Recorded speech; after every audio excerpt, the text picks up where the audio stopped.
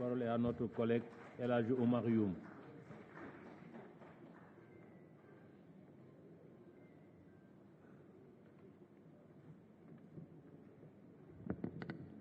Je vous remercie, Monsieur le Président, Monsieur les ministres, Monsieur le ministre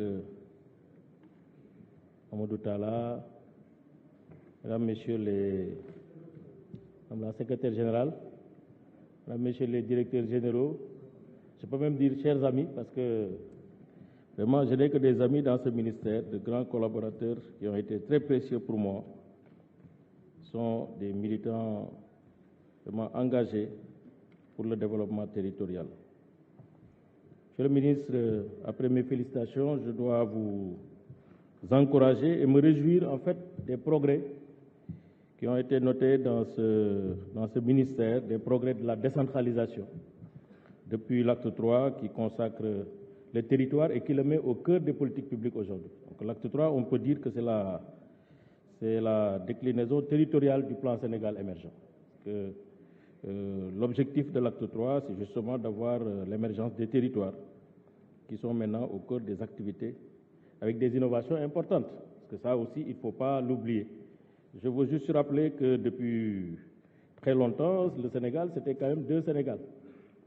Un Sénégal qui progressait rapidement, un Sénégal littoral, qui avait tout, qui avait les salles de classe, qui avait les écoles, qui avait les lycées, qui avait les hôpitaux, qui avait tout, qui avait les infrastructures routières, qui avait les infrastructures portières.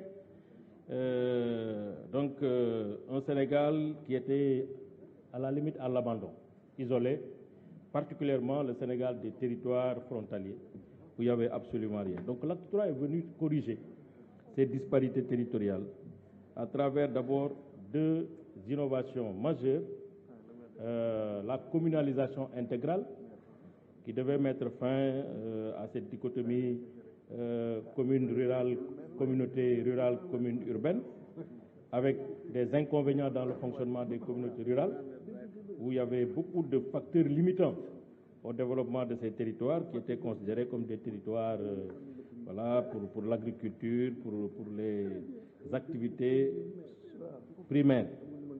Donc cette communalisation a permis quand même de corriger beaucoup de choses. Aujourd'hui, quand on voit dans la zone rurale, avec cette nouvelle architecture de gouvernance, on se rend compte que franchement, il y a des progrès.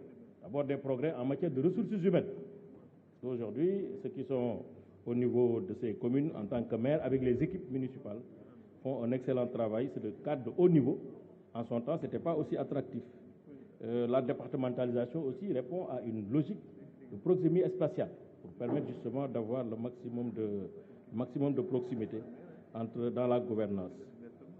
Les villes, je pense que c'est bien, Monsieur le ministre, d'expliquer aussi, parce que j'ai l'impression que le Code général des collectivités territoriales n'est pas suffisamment exploité, ou en tout cas les villes ne s'imprègnent pas trop de la mission. Je ne sais pas pourquoi. Est-ce que les résistances sont au niveau des communes ou au niveau de la ville? Mais normalement, la ville, qui est un organe de mutualisation, devait être au-dessus de la mêlée avec des compétences quand même qui sont des compétences extrêmement importantes.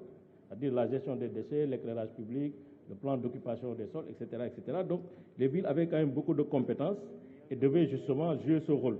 C'est vrai que en matière de décentralisation, chacun veut avoir ses pouvoirs propres, parce que comme c'est des fonctions essentiellement politiques aussi, je comprends qu'il y ait moins d'engouement dans ce rôle de mutualisation qui doit être accepté par les communes.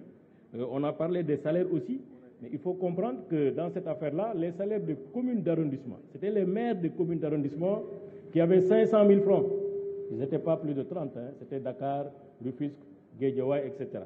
Quand il a fallu faire la communalisation intégrale, il fallait donc soit traiter toutes les nouvelles communes sur le même pied d'égalité, ou en tout cas essayer de voir comment réguler et ajuster. Et donc le choix a été fait d'ajuster et donc de mettre les salaires à 300 000 francs. C'est vrai que pour les uns, les grands bourgeois comme Bara, c'est une régression. Mais je pense que ça, il fallait le faire. Monsieur le ministre, je pense que ce qu'il faut, c'est rapidement aller à la phase 2. La phase 2, c'est d'abord plus d'argent pour les communes. C'est d'abord plus de fiscalité pour les départements. C'est d'abord la cohérence territoriale, corriger les limites, délimiter les communes, etc., etc. Donc ça, il faut aller très vite. Ça demande beaucoup de courage, beaucoup d'engagement, beaucoup de détermination, mais je pense que l'État du Sénégal, les communes sont dans des dispositions pour le faire.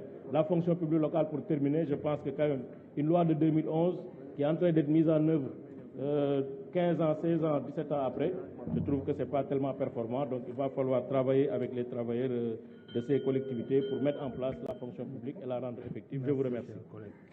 Merci, chers collègues. La liste des orateurs est épuisée. Vous avez la parole, Monsieur le ministre des Collectivités territoriales, de l'aménagement et du